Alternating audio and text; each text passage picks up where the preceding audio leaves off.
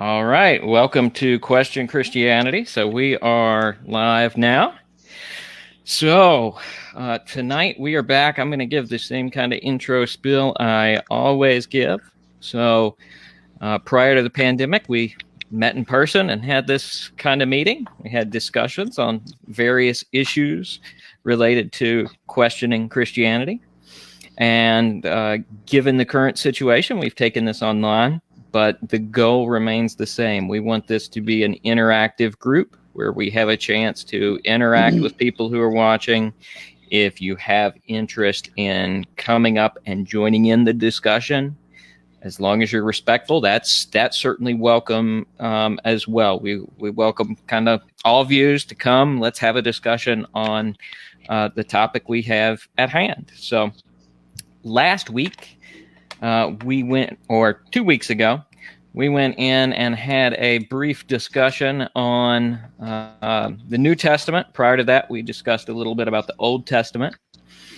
And just to recap a little bit from that, any points from last time you guys want to bring back up that will be important for people this week? Gosh, it's been 2 weeks. What did we cover? Like in broad strokes, what were some of the larger points? We touched on, let's see here, the total number of manuscripts for one. So we talked about why there are a vast multitude of manuscripts that we have for the New Testament. You had that cool diagram, look like the sun with the little things coming off of it. Yeah, I like that. That was good.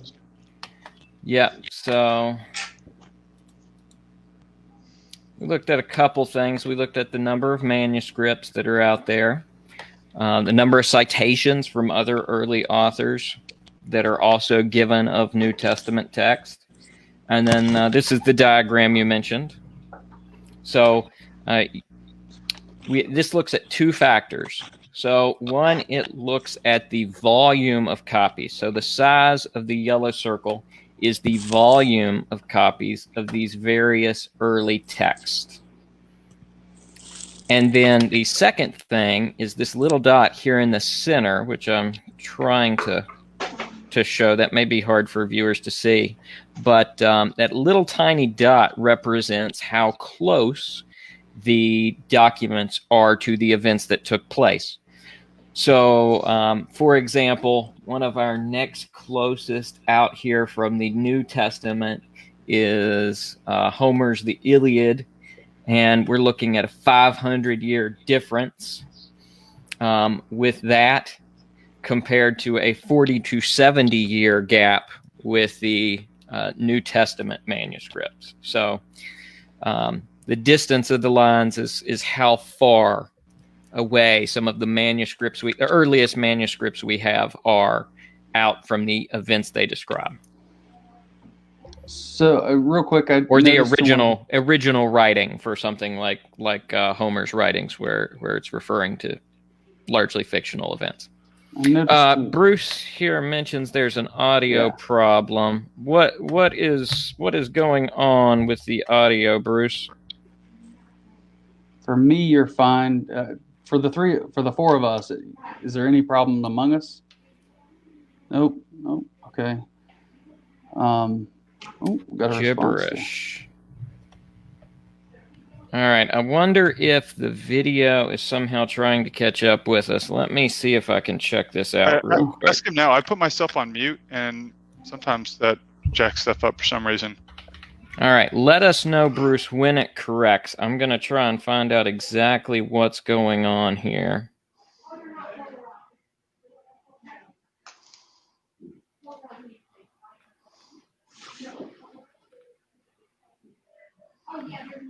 All right, you guys keep talking. I want to make sure.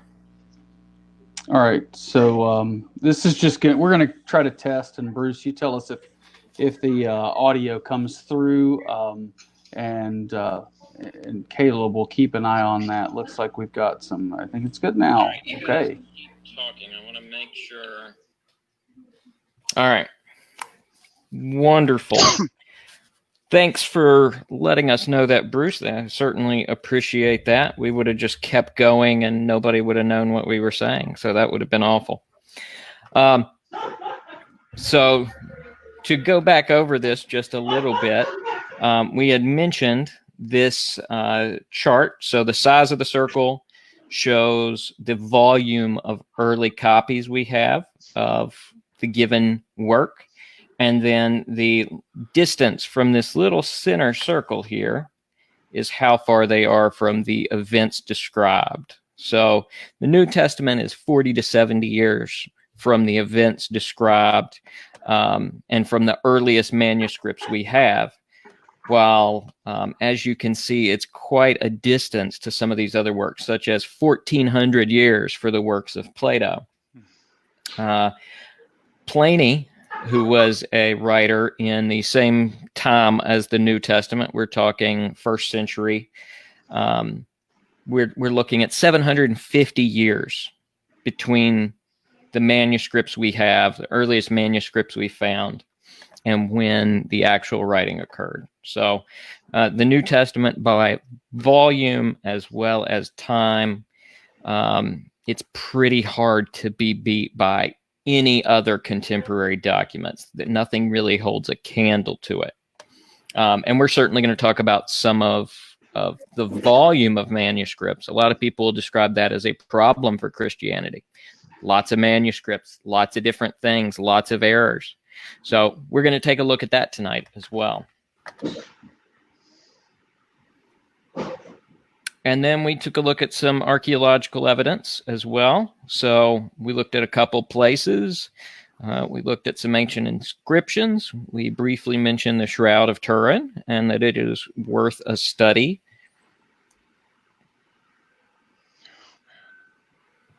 And so those are some of the artifacts we mentioned.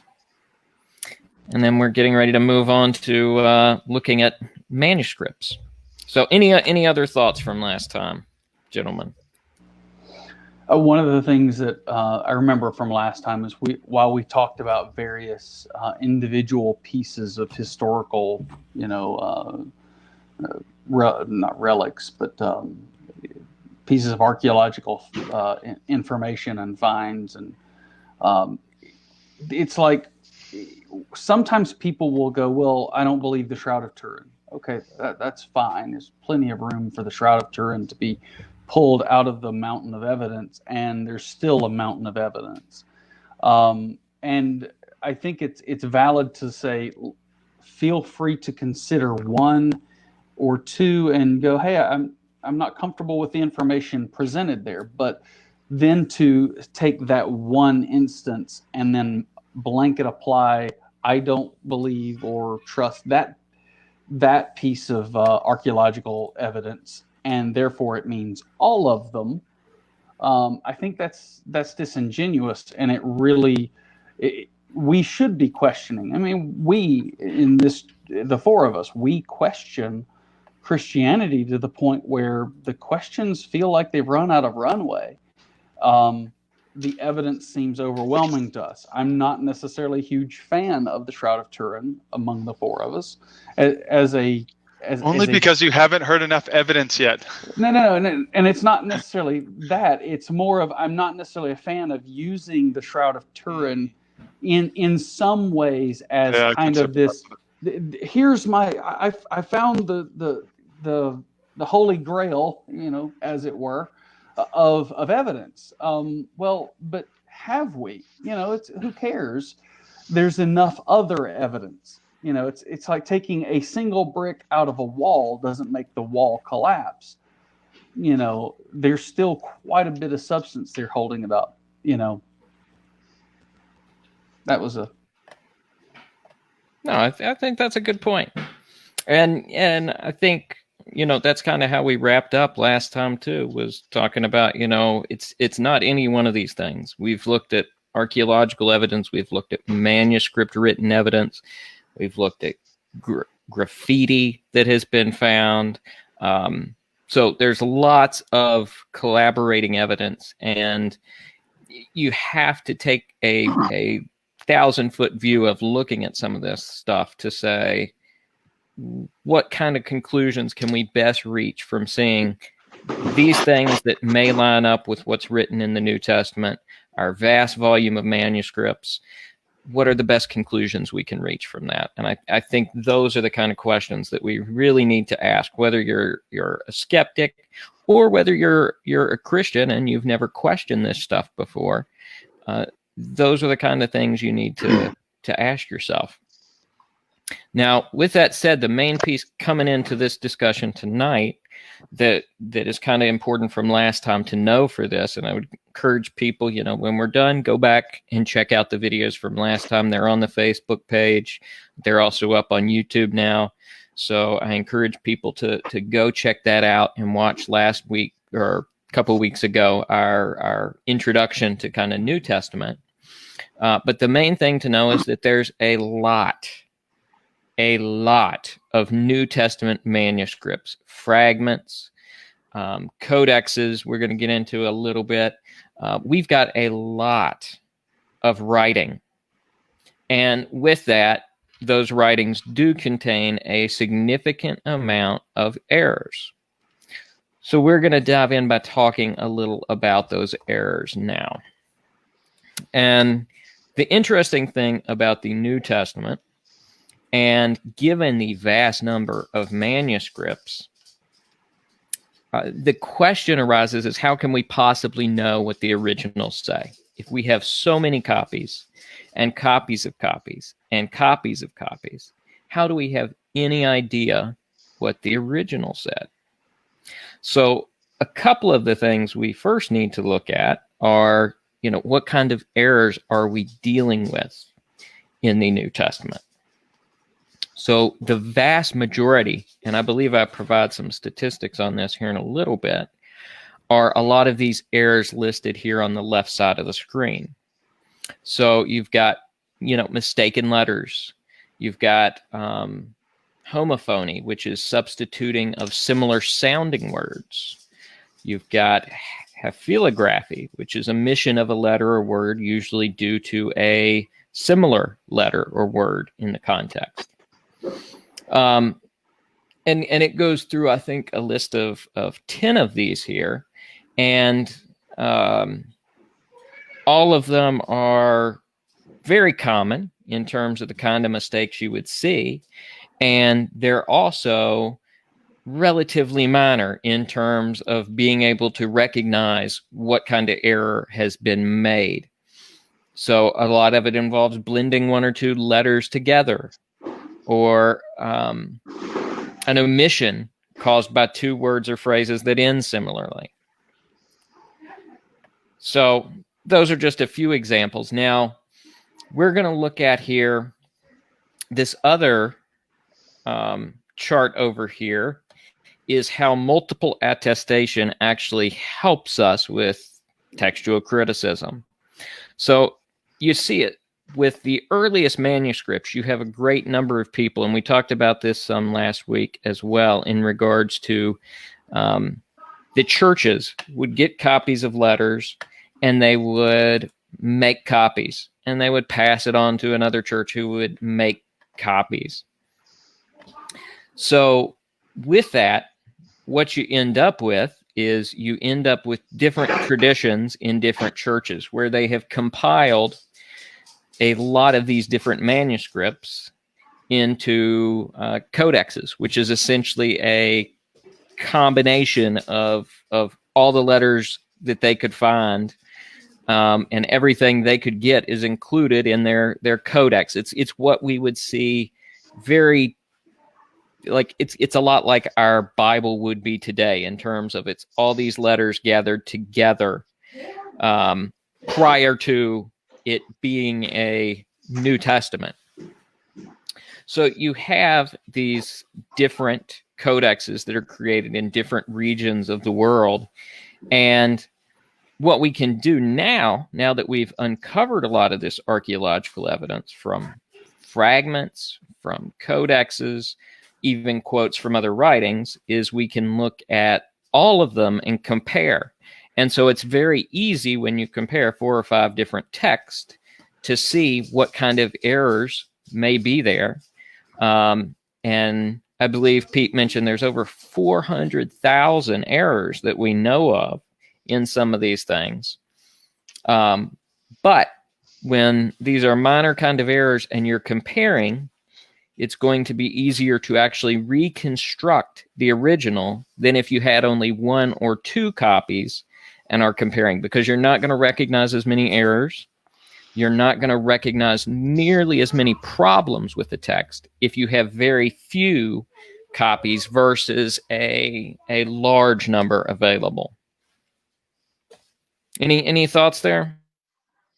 Can you talk briefly about the Codex Vaticanus? Got it right there in the center, or maybe someone else can pitch in on that one.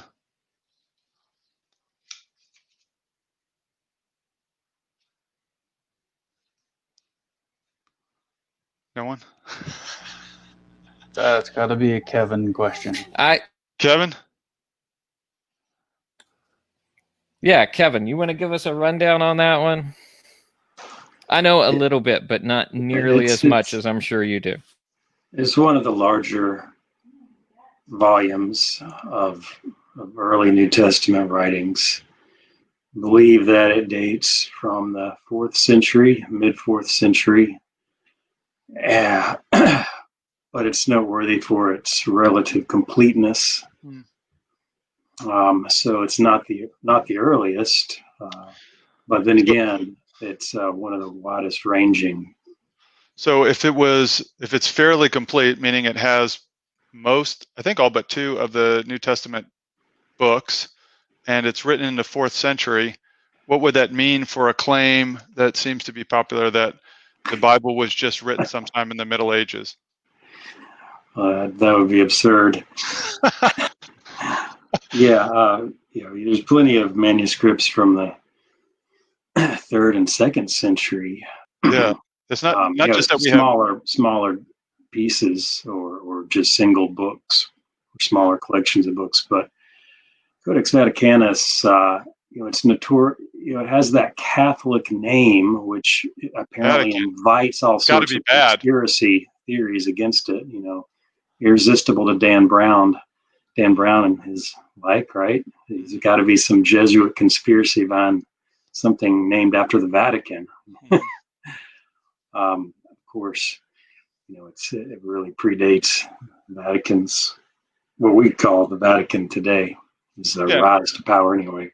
And there are plenty of secular Old Testament or 1st century textual critics who would agree to the dating of the Codex Vaticanus, I'm sure, as well as the other codexes from that early time.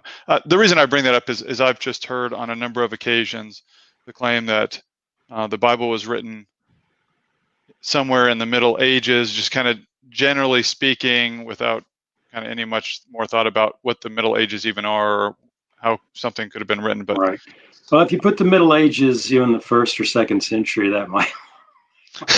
They're not very middle at that point, are they?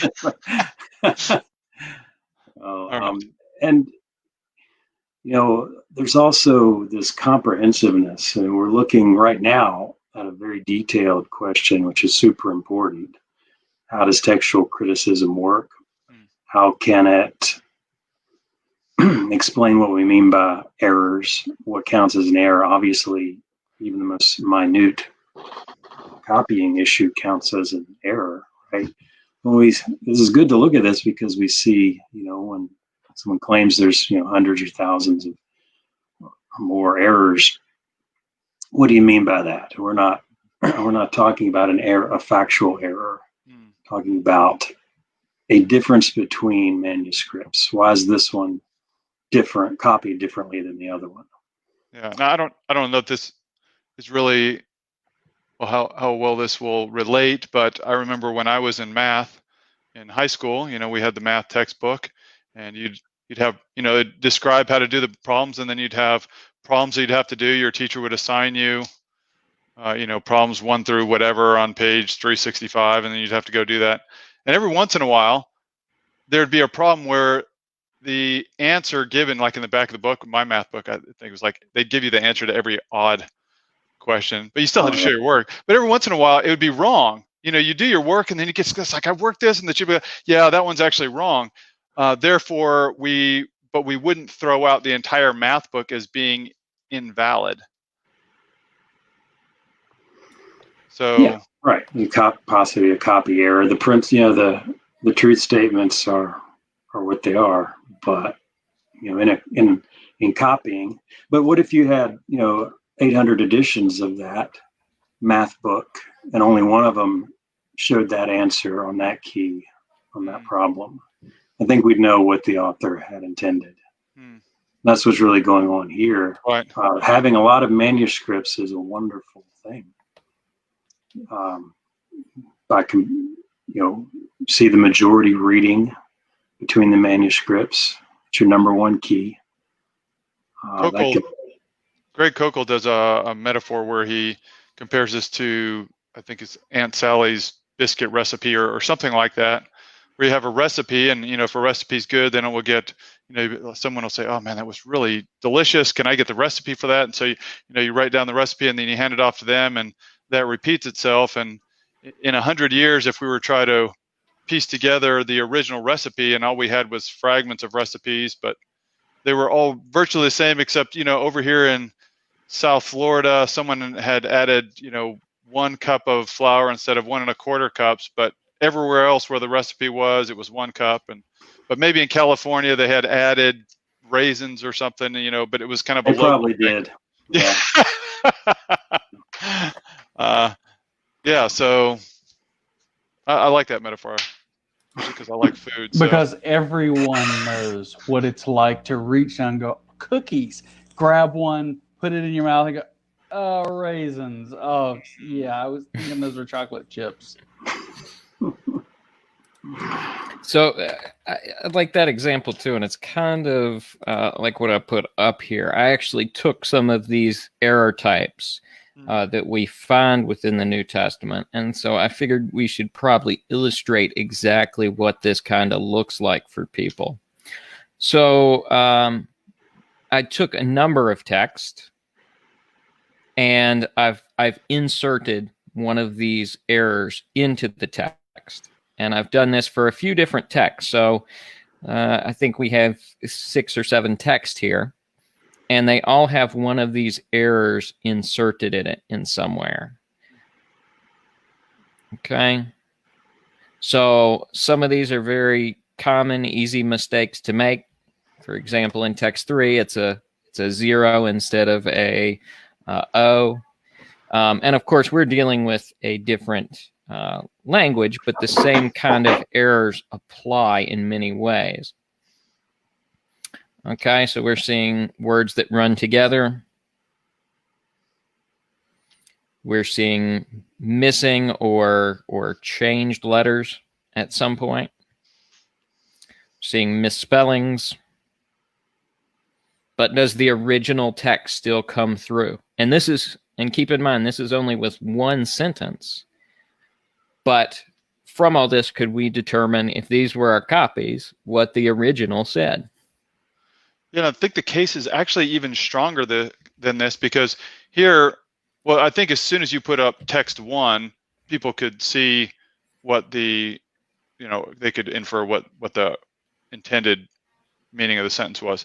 But what if you had text 1 with the error, and then you had a whole bunch of other manuscripts from different areas, and they all had the correct one there? And so, you know, you had maybe a dozen's being very conservative. You had a dozen that were all right, and then you had one that had the one hashtag in it.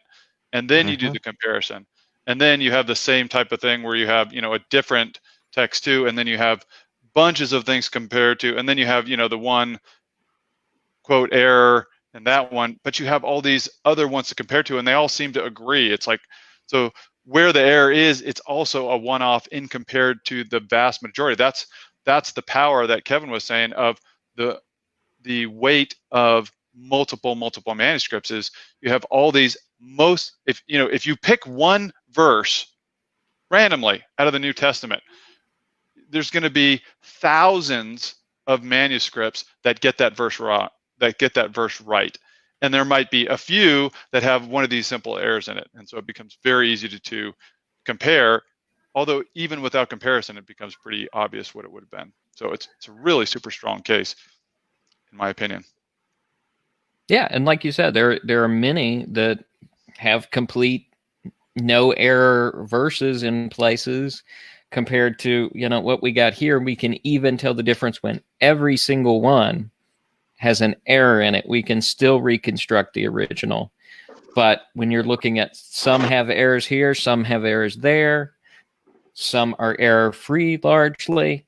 I mean, you can see that a reconstruction of the original text is not nearly as challenging as people would make it seem from the multitude of manuscripts we have actually help contribute to us being able to accurately reconstruct the original. And again, we're just touching on 1,000-foot view here. So again, exactly what I said. The more manuscripts we have, it actually helps versus hurt.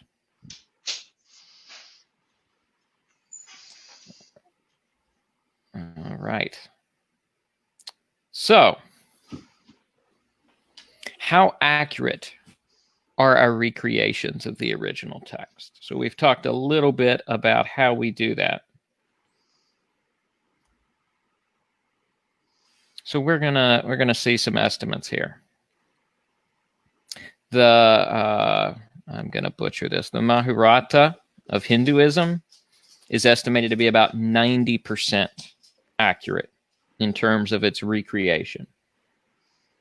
Homer's Iliad, which we saw, we've got the second most manuscripts of that for an ancient work. So just to clarify, the accuracy that we're speaking of is how our recreation or estimate of what the original text was, how close we can come based on the manuscripts we have, how close we can come to what the original Mahabharata or the Iliad probably said. According to secular textual critics, they think, okay, we've got about just like 95% accuracy. What we have is almost like the original, but there's about 5% there. There's just no way we can be sure what the original word was or the original sentence here, right? That's right. That's a very good clarification. And I think and maybe you said this, but maybe just to say it a different way, it's important to understand that we're not saying that in this case, Homer's Iliad is 95%-ish accurate. What we're saying is that there's, I feel like this is, what was that? 70% of the time, it's 100%. Anyway, it's that 95% we know to be 100% accurate. And so we know what that 95% is. So there's 95% of Homer's Iliad that we are confident we know exactly what the original was. And there is a specified, we know what that 5% is. It's not like, oh, it's a 95%-ish thing. Generally speaking, it's like there is 5%, and we know what that 5% is. Here it is in this sentence here, and this sentence here, and this sentence here. These are somewhat ambiguous between, whether or not this word is, this phrase is like this or like that. And even in those cases, it's usually one of the simple errors. You're not coming to the text saying, okay, wherever I look in this text, I can only be 95% sure that I'm looking at the original. We're not saying that. Yeah, because that would be a problem, because then even if it was 99%, you'd always have in the back of your head, like, as you're reading a passage, you're like, gosh, this is a really important verse. I wonder if this is one of those verses that's like kind of ambiguous. You wouldn't know. It's like you're rolling the dice every time, but you can be confident. Anyway, I think there's more to be said, but I'll let Caleb get a little farther. Yeah. One quick point. Yeah, go ahead. So one interesting thing is, was it about I'm trying to remember how long ago it was that the first Lord of the Rings came out. And I'm not quite sure how many people are huge Lord of the Rings fans among the four of us. I really enjoyed the books. I enjoyed the movies, but I had a buddy of mine who's like, he went to go watch the first one, and he said, "I will never watch another Lord of the Rings. It's like Peter Jackson is dead to me." It's like, why? He's like, "Well, he left this out and this out and this out and this out and this out and this out." Okay. And the amount of things that were left out were, they actually did some difference to the story, but they didn't change.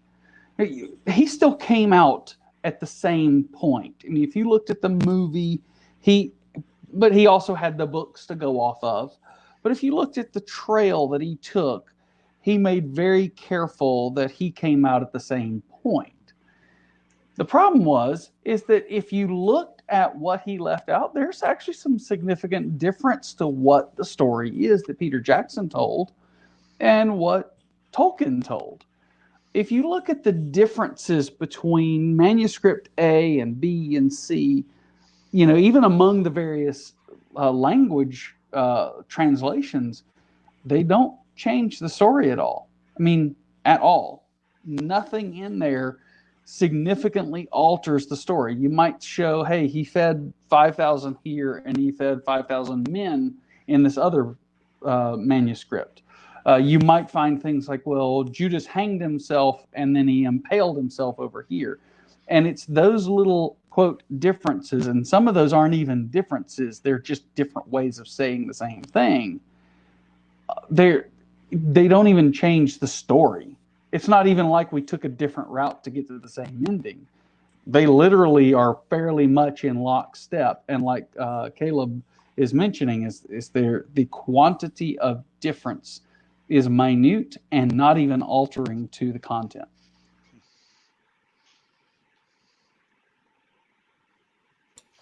Well said. All right. So the New Testament, if we go very, very conservatively, we're looking at over a 99% accuracy. That means 99% of the text we have a accurate recreation of, and that is extremely conservative. Some put this at I think it's 0.1%. And we know what that 99 point whatever percent is. Exactly. And like Pete mentioned, this 1% or less that's in question, none of it contest a single doctrine of the Christian faith. So there is none of these verses that we are unsure about significantly alter any piece of Christian doctrine. Okay, so well, let's say I'm a Christian here and I'm listening to this podcast and I see 99% and I say, okay, I think, okay, that's great. But what's the 1%? Like, again, I feel like stuck as I'm reading my Bible. How do I even know which, although it's only 1%, how do I know which 1% it is? How can I have some confidence that maybe the verse that I'm reading isn't one of that 1% contested set? Is there any way to know? Read more than 1% of the Bible? Yeah, most study Bibles will go out of the way to point out those few places. Yeah. Like what? Like John 8. Let's see. Pull out my Bible here.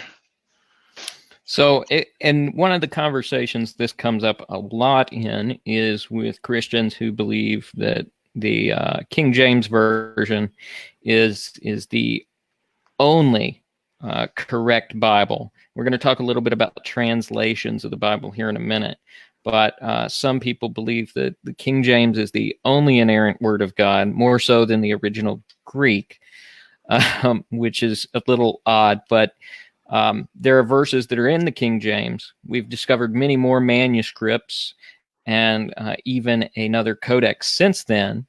So in these earlier manuscripts, we found that we don't have some of those verses that were in later manuscripts. So they appear to be scribal editions. So, just like you or I would jot a note in our Bible today, people who had a copy would jot a note in there somewhere. And so some of those verses were actually later additions.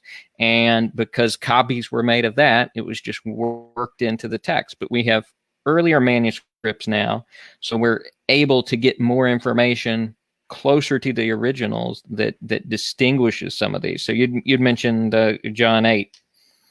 You got your Bible, Charles? Yes, John. Is that Old or New Testament? We'll let you figure that one out. Okay. Let me go to the index here. It's part of the 1%. All of John 8? No, the woman caught in adultery. Okay, John 7, 8. Yes. Okay, that's interesting. So as soon as I turn here, I don't know if you can see right there. You won't be able to read it, but Here, right there, let me blow right that up. above.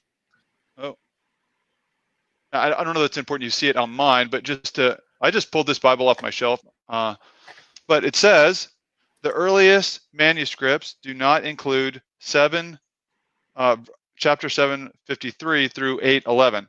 So the point is, it's not like hidden. No one's hiding this. Matter of fact, Bible publishers usually put that right in there.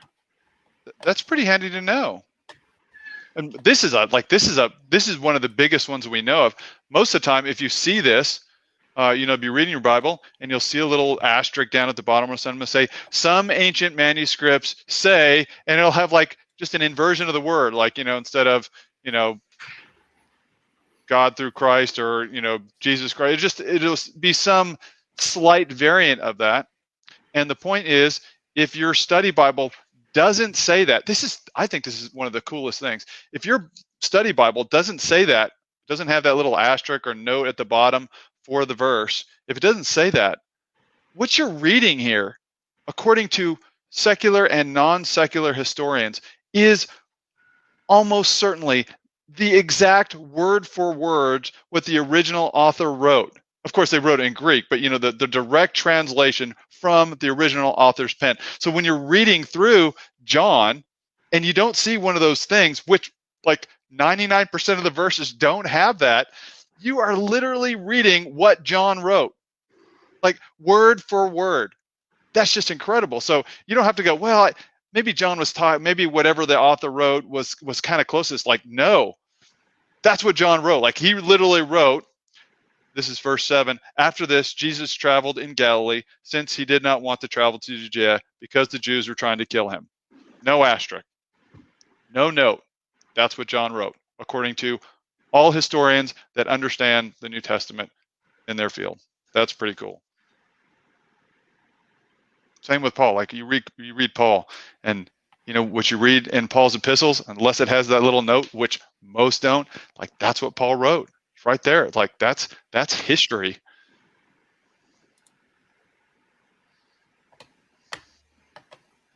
Yeah, it is. And you did a good job pointing out how to find some of that 1%, and with those variations that we have in the manuscripts, only a fraction of those are even meaningful errors, and that's what we're talking about here.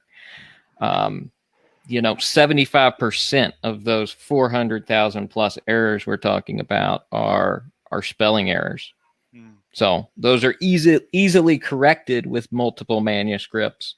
And again, like we said, less than 1%, and your modern Bibles are going to lay that out and show that either in brackets or a note, like Charles mentioned. Yeah, here's the point. So this is 739. I see a little note here. In the main text, it said, he said this about the Spirit. And then my little note down here says, other manuscripts read Holy Spirit. Okay. So, maybe it's probably Spirit because most of those, the majority say Spirit. Some of them say Holy Spirit. So We don't know whether it was Spirit or Holy Spirit. It's They really autocomplete, autocorrect. Yeah. But yeah, but it's definitely not changing the meaning at all.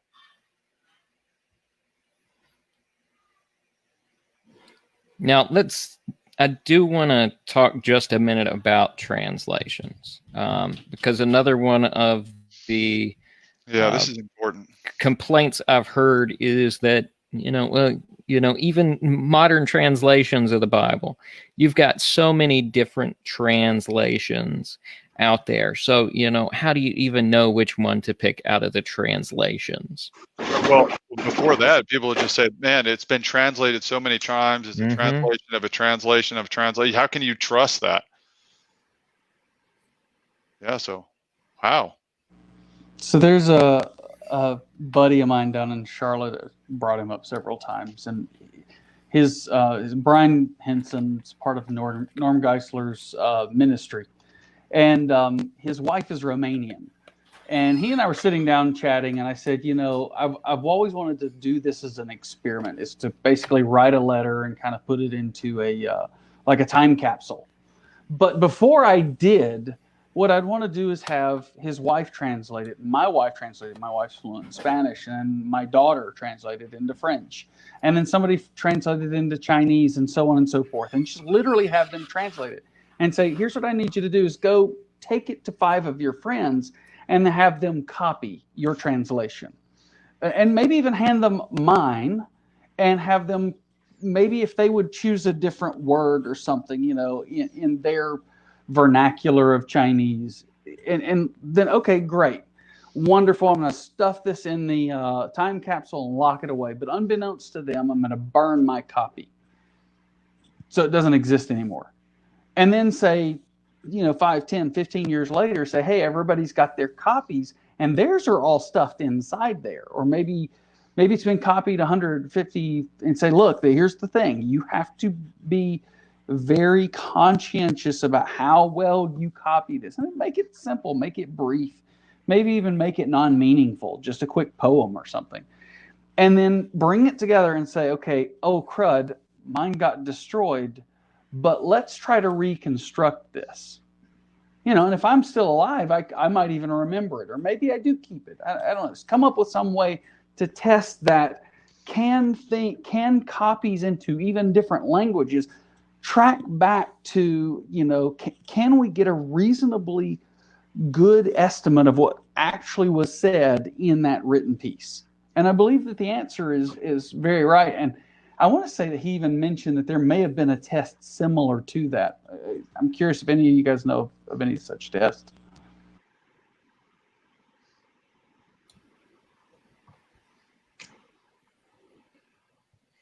I've heard of maybe some stuff that's similar, but I can't say anything that's kind of exactly there. Certainly not in regards to the Bible that I can recall. And nonetheless, it's the idea that, and it doesn't necessarily do enough to sit down and say, here, I've got a written letter, and I hand it to Charles. Charles copies it. But we also have to understand that certain words had certain meanings in certain time periods, and taking into account that some words, their meanings migrated and shifted over time. But we can look back into that time period and see that there's an understanding of this word right here. When Paul wrote that word into these Greeks or to those people in Ephesus, not only did the people in Ephesus understood what it would mean, but also the people in Laodicea would also know what it meant, and that there was a commonality of understanding of words that, again, may have shifted in time, but we can go back and find that there are commonalities to that time period in understanding what those words meant. And therefore, we can even understand, even still, some of the common mistakes that would have been made in copying those words. Right, and we have lots of ancient writings that do help us determine how words were used at that time, and what phrases were, a turn of phrase that we might not recognize today, but when you see it reused in other ancient writings of the time, you can get a good idea of, oh, this was a phrase that was, in hyperbole. So it was something that, that was intentionally an exaggerated word or phrase, or, all those different pieces of language components. We can reconstruct a lot of what that was like. And I think one of the greatest misconceptions with translation specifically is that when you're doing that, you're translating from say, Greek into, Coptic or Egyptian, and then you're translating from that into French or Spanish, and then from that to Italian, and then from that to English. And if you were doing that, you would certainly lose some of that, the meaning across a given language or culture. You would lose some of that in that. But that's not what modern translations do. Correct. It's a team of scholars who goes back and looks at the oldest manuscripts, the best manuscripts we have, and goes back to the original language they were written in. And all our modern translations come from people who are looking at and studying those manuscripts. We're not dealing with multiple language in between us and the original version of the Bible. We're dealing with one language translation. Yeah, so just to make it crystal clear, when people say it's the translation of a translation of a translation, that's never true. There's only one Bible, a modern Bible, that's a translation of the translation, and that's the New King James. Other than that, every other modern translation isn't a translation of a translation. It's a translation of Greek from the original Greek. And to clarify, didn't the most modern New King James actually go backwards to at least the Textus Receptus and work back from it? That's a good question. I actually don't know. I don't know. That's a good question. I'll leave that open. I just say I'm worried that it's not. It would be good if it did. I'm worried that it's not, because those who take the King James to be the only inspired one, they take the translation to be inspired in itself. So, gosh, I don't know. That's a great question. I'll leave it open. I don't know. I won't answer it. Do you know? Is that a setup? Do you know? Did they? No, but there's a few folks on Twitter that I'm sure if I pinged them out, they would probably go, "Yes, it absolutely went back." Well, that would make me feel better, because at least then you could say there isn't one. There isn't a modern translation. In other words, there isn't a Bible that you would go buy at your local bookstore that's a translation of a translation. Well, there's also and Kevin, you'd be better suited to answer this question. I'm not quite sure. Like, where did the Textus Receptus actually come from? And I'm not quite sure if it really fits in our conversation here. But, is it a collection of old manuscripts, or is it a collection of copies of old manuscripts, or is it a collection of translations of old manuscripts? At the very least, maybe Kevin could answer what the heck is the Textus Receptus, because we're throwing around the term and some people are like, what? Yeah. The what? Pete is right for what it's worth. The New King James did use the Textus Receptus. That's good. What's that? That is a Latin fancy way of saying the text we received. Okay. We've received this as the authoritative stream of manuscripts. See, it's the sometimes called the Western tradition. So, Textus Receptus devotees, KJV only advocates, would say that these other manuscripts that differ from those, they come from the eastern part of the Christian early world, and therefore they're corrupted by pagan philosophy. Alexandrian texts, they're sometimes called. So they're painted with the suspicion of the later Roman Empire influence, isn't that it? Well, the really Egyptian Alexandrian heritage of pagan philosophy. That's the claim. So any text that comes through that geography by virtue of it going through that pathway, is less godly, less likely to be spiritually pure Okay, so than texts that came through further Western routes. okay, so just to be clear, it's an issue of location, not of actual textual criticism. Well, not just, I'm saying usually the animating principle in the debate comes down to their provenance, where they came from or through. No textual critic thinks that the Textus Receptus represents the earliest manuscripts, but KJV only people would say it doesn't matter. Even if it was earlier, it was what we've received was kept pure. That's part of God's providence, and we should not trust Alexandrian or Eastern texts, even if they are supposedly earlier than the ones that have survived in the pure stream, if that makes sense.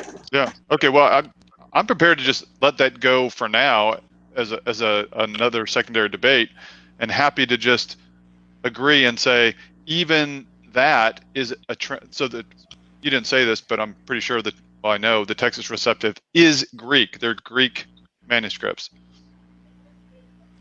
Well, Are they? have to be, right? Otherwise, because they're not coming through Alexandria. Yeah. Okay, so so they're Greek manuscripts. So we don't have a translation of a translation. They're still, and even between the Western and Eastern families of text, there's just, even with all that, you still have this less than 1% difference. Yeah. Even after there's not even a translation of a translation. It's not even too deep. It's not a translation of a translation of a translation. There is no second. It's a translation of the ancient Greek manuscripts. Period. Right. Every modern translation. Translation. For those in the audience, it is. Please understand, we said text us receptus, not Texas. This not the state of the union. That would be clarification. That would be a corrupt manuscript. To receive Texas. Texas is like that. We're not also asking you to text please. us. Would you please text us? No. Okay. So the one other thing I think is important to really cover with translations is an understanding that not all translations are going for exactly the same thing. So this chart here kind of describes this. And in one case, when you move to the far right side of this chart, you're kind of getting a translation of a translation. When you get over into paraphrases, that would be where we'd move into something beyond just a translation. But the main two types of distinguishing translations we have are word for word and thought for thought. So with word for word, over here on the very far left is marked what's called an interlinear. And it may be hard to see on this chart, but an interlinear would be a Bible that has a copy of the Greek, and then it also contains a copy of what that word is in English. So it's literally just comparing, and you can see both the Greek and the English word, or if it's an Old Testament, then you're looking at, the Hebrew and the English word. Now, as we move from that, what you're looking at is two kind of trains of thought in terms of how translators are going about things. They either focus on giving it as close as they can, word for word, or they focus on maintaining the thought of the author. So what is the overall of this statement saying? Why wouldn't I just want a word for word? It seems like that's a no-brainer. Like, just give me a word for word. Why would I? Well, it's a little choppy. So, for example, from the interlinear that you happen to pull off your shelf there, among one of the interlinears that you happen to pull off your shelf. So, let's take a verse. This is just random, and I'm going to use King James as an English translation. Galatians 4:19. My little children, of whom I travail in birth again until Christ be formed in you.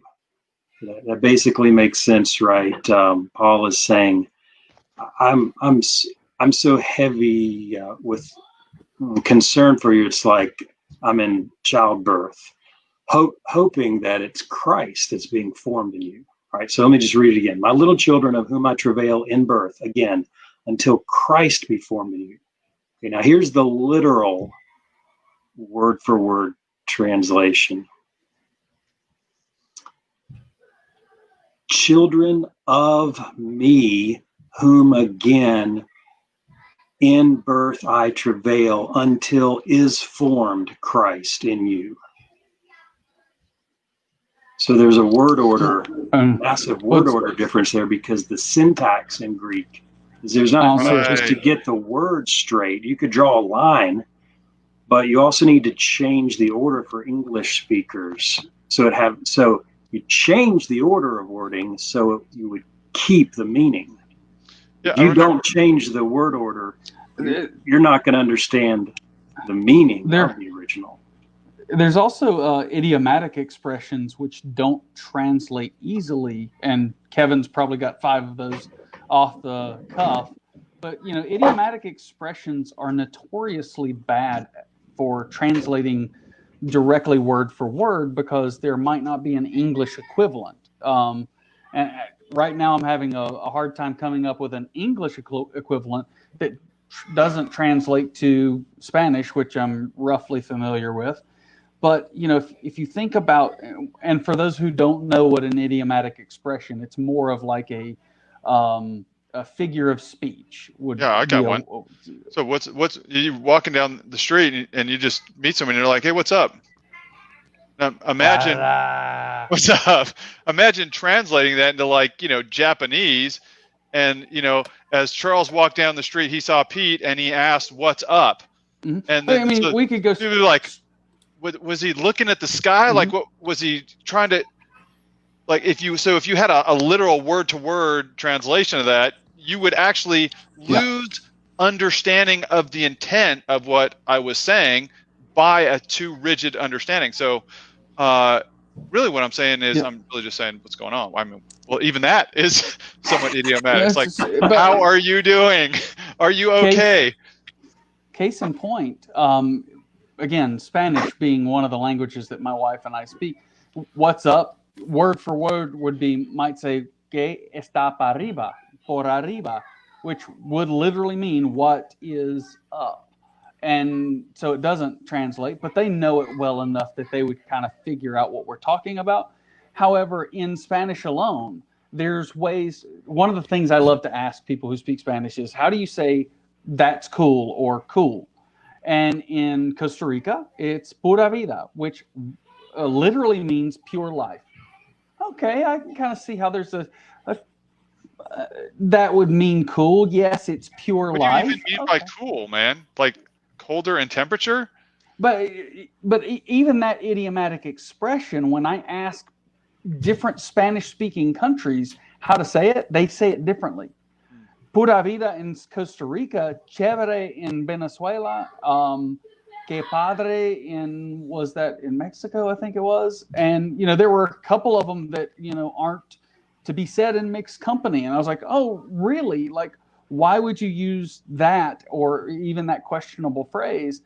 And like, there was a questionable phrase. I'm not going to say it on the live stream, but they said, oh, this is how the young people would say it to each other. But if an older person walked in, we'd, of course, clean up our language. And to me, it's extraordinarily interesting that not only were there idiomatic expressions that differed in the same language, but there were things where you would say this word to your friends, to your age group, but you wouldn't dare say it to an older age group.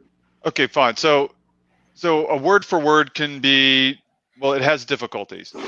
So then maybe I should just go with a paraphrase then.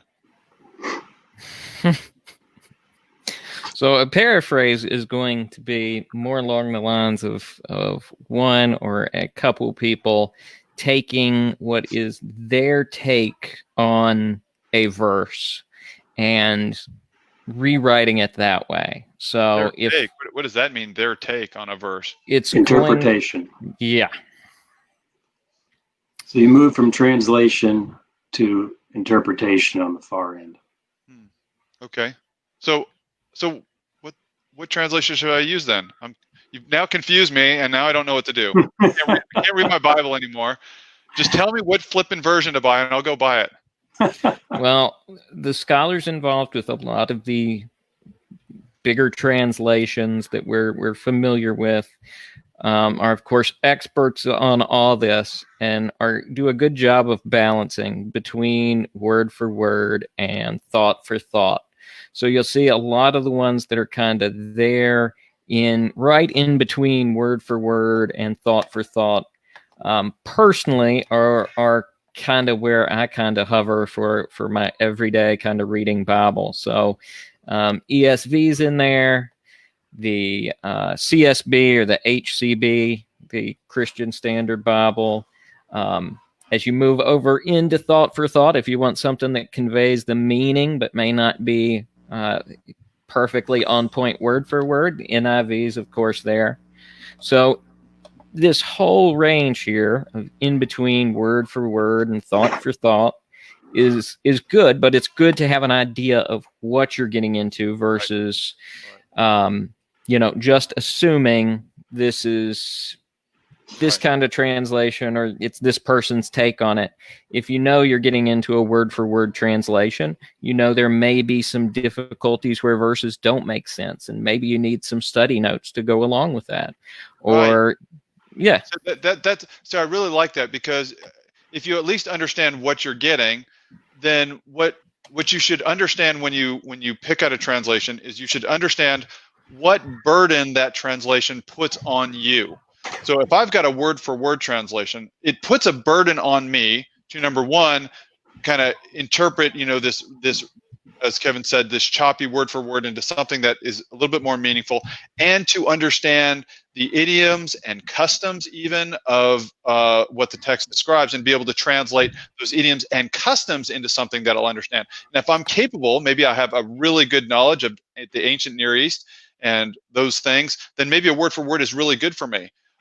On the other side, if I go to the paraphrase, what I'm doing is I'm passing all of that to the person in the paraphrase and saying, I don't trust myself at all, and I'm really trusting you to do all that. And maybe that's a little bit too much trust. It just depends. But just for people to know, because I was joking that just tell me which one to read. Just understand what you're getting and understand the burden that you're taking on. It's not really a burden, but understand your responsibility, maybe is a better way to say it. Understand the responsibility that you're taking when you get that.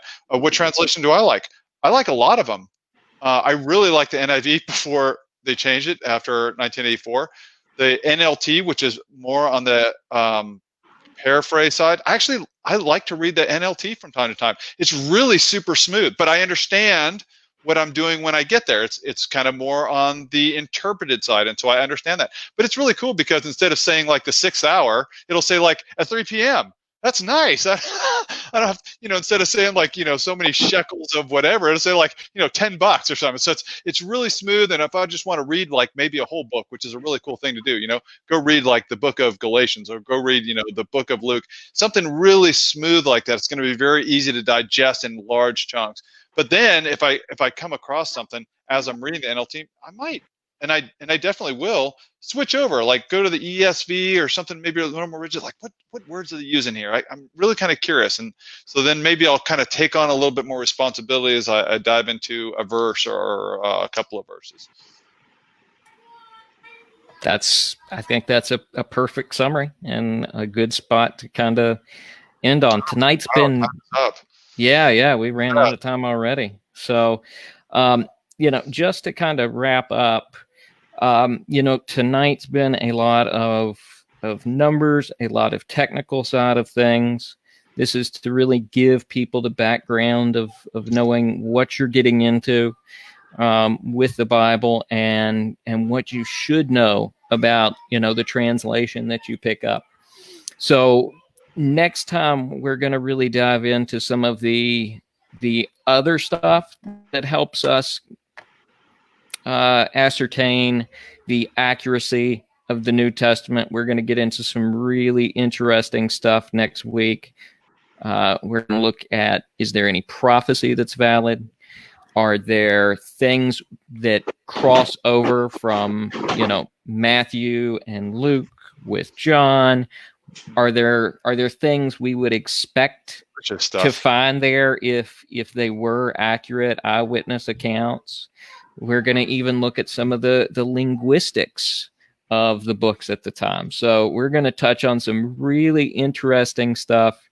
This is kind of the scholarly piece, and then next time is going to be scholarly piece, but it's going to be looking at really some of these really interesting things in what we get when we look at the New Testament.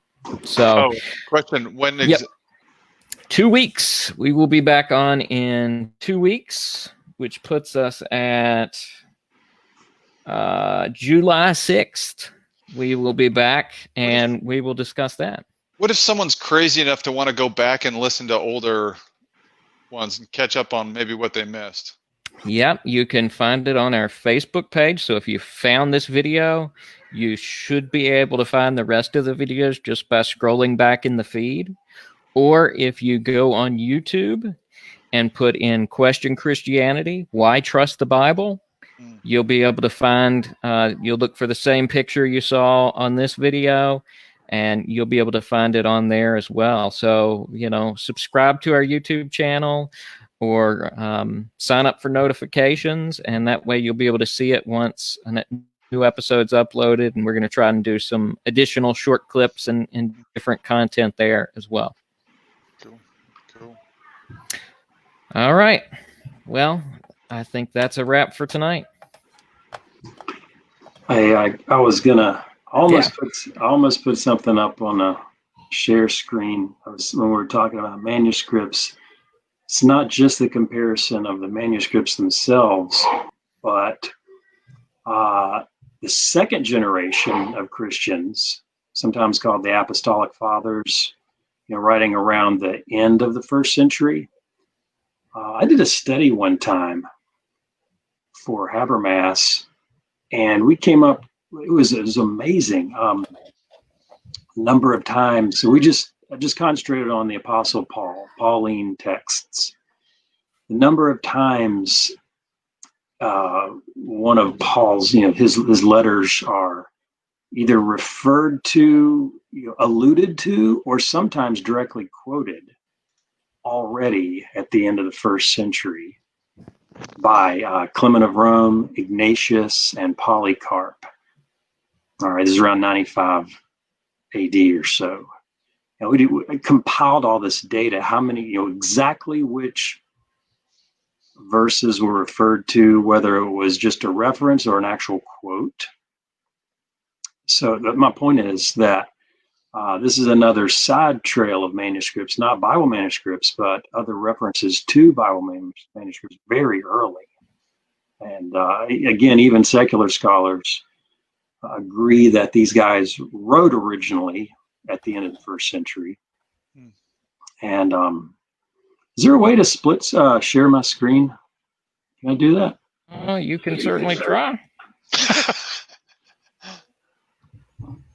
Yeah, you guys probably want to leave though, actually. So.